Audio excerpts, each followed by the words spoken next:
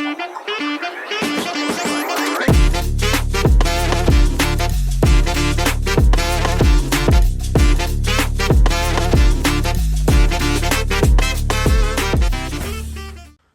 there and welcome to my new show, The Sunday Sit Down on the 14th Canon.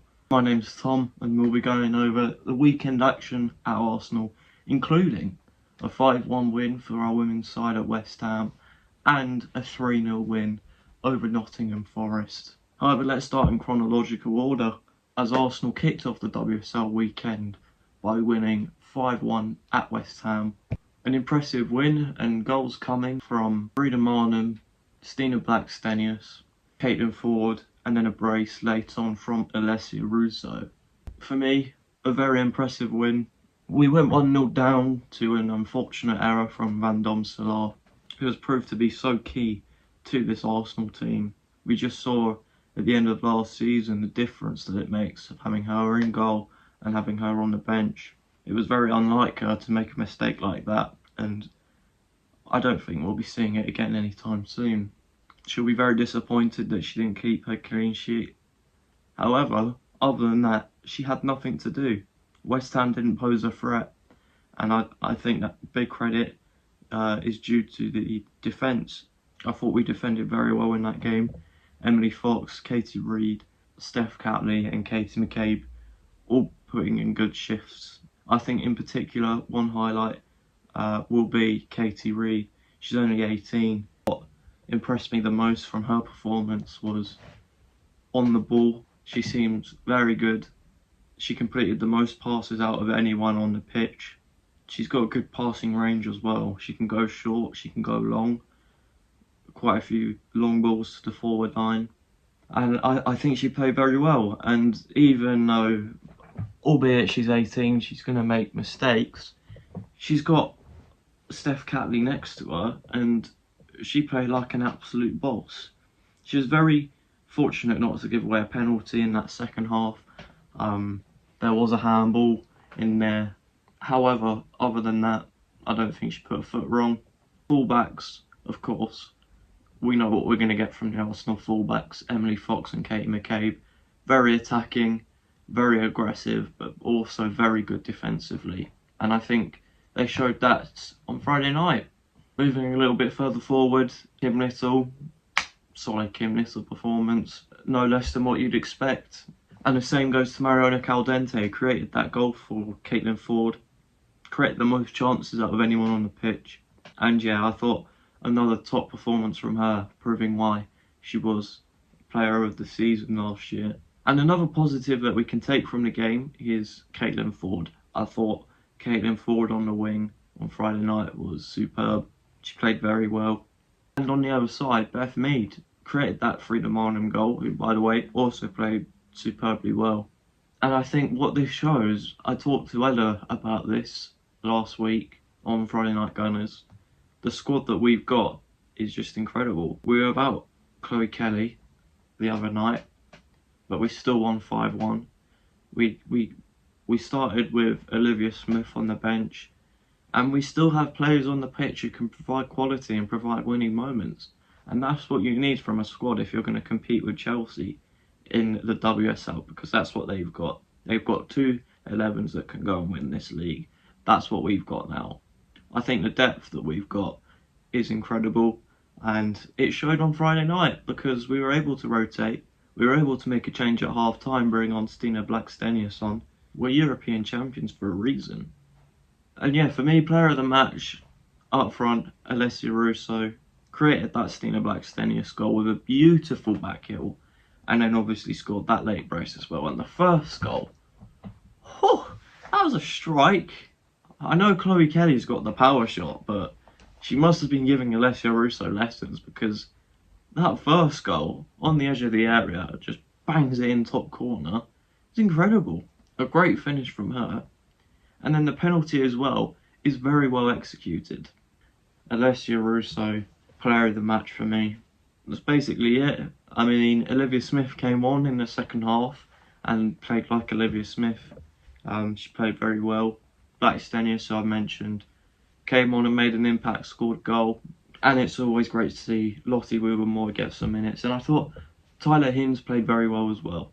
But moving on, Arsenal Nottingham Forest, 12:30 kickoff to start the Premier League weekend. 3-0 victory against Ange Postecoglou. Arteta getting the better of him yet again. And this is exactly what I expected. I thought Forest would actually come through on the counter and score a consolation goal. That's what I said in my prediction.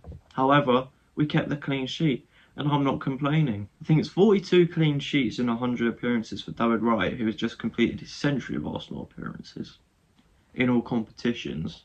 More clean sheets than any goalkeeper in that time, by the way.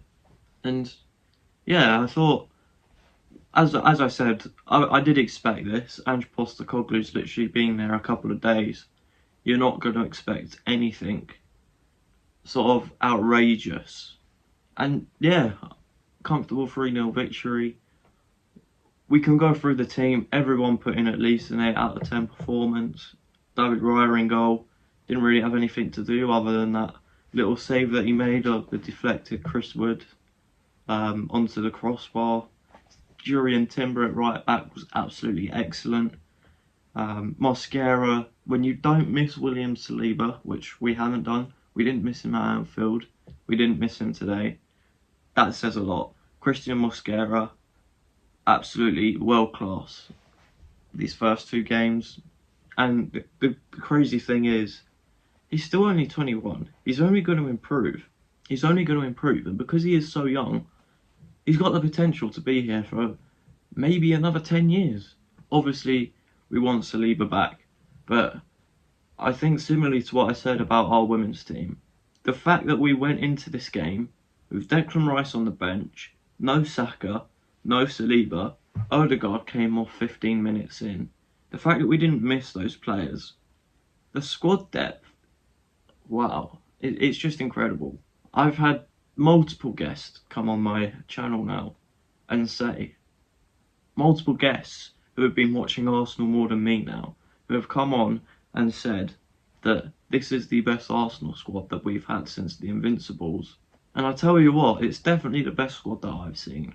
Because the fact that we're able to rest Declan Rice and players like that, yet still win comfortably 3-0 against tough opponents, by the way.